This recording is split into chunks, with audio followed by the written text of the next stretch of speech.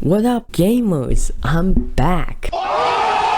So it has been over a year now since I made a Dragony Devlog, and guess what happened? I lost my game. I mean the entire game. Don't ask me how, we don't talk about that here. Anyways, it's time to remake my game. I'm in a brand new place, they my seats already. I got some brand new tape, we got some brand new red. Watching this shit real fast. I'm actually pretty satisfied with my old game, but there is one thing that I don't like so much. It's a sword combat.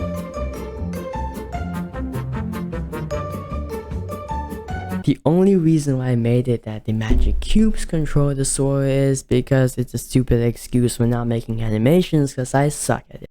By the way, do you know where I get my trees and rocks in my game?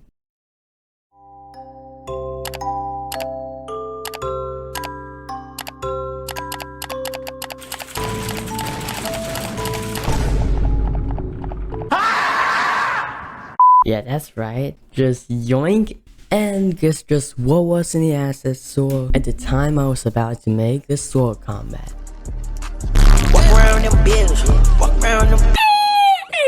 Yup, paid animation for free for a limited time, of course, and you know there's no way I can miss this kind of thing, so I'm just gonna go ahead and So now with the most troublesome thing out of the way, by that I obviously mean animations, it's time to make melee sword combat. But here's the problem, I'm really dumb. And I've never made melee combat before, even though my favorite combat style in a game is melee combat. Well, I guess shooting is just way easier for me to make, but I won't let that stop me. So first is making combos. Now there are many ways to do that, but I found the easiest way after 2 attempts, and that is to just use animation event and use the number of clicks to calculate which animation to play next. Well, now with that done, you may think I'm finished with melee combat, but no, there is one more thing I need to add, and that is none other than targeting. If you don't know what I mean, it's basically when the player presses the attack button, the character automatically moves right in front of an enemy in range and attack. So instead of a manual lock on like the Assassin's Creed games, Dark Souls and so on, it locks onto a target automatically. And you can switch which enemy from your direction you want to attack using the movement keys. A few examples will be Marvel Spider-Man, don't forget the hyphen between Spider-Man and Man. Ghost of Tsushima, Batman Arkham Knight, Deadpool, Castlevania. And you get my point. But making this was harder than I thought. But luckily I found this video, or should I say series, from Code Monkey, and yeah, it helped a lot. So with that done, the combat is working perfectly.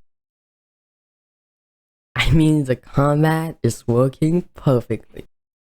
But currently the player can't damage the enemy. Just like a wise man once said, what's the point of attacking with a sword if the sword doesn't work? So now the player can damage the enemy.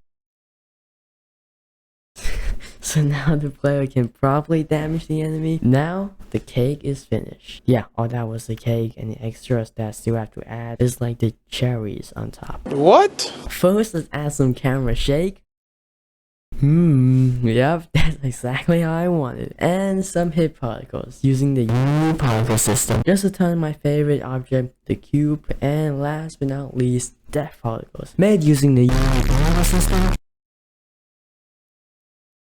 Yep, just turning enemies into dust. Kids, don't turn people into dust. It's not. Just don't do it.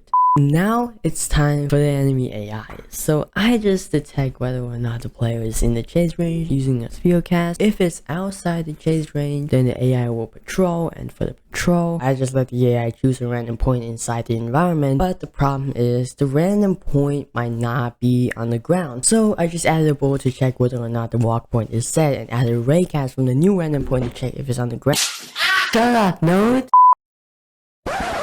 So eventually this is how it turned out. Unfortunately, I wasn't able to fix this issue, and the animations are not right. But fixing that is gonna be in the next devlog. I hope you guys enjoyed this video. I know I did. And don't forget to subscribe and maybe like the video. Goodbye. Merry Christmas, motherfucker.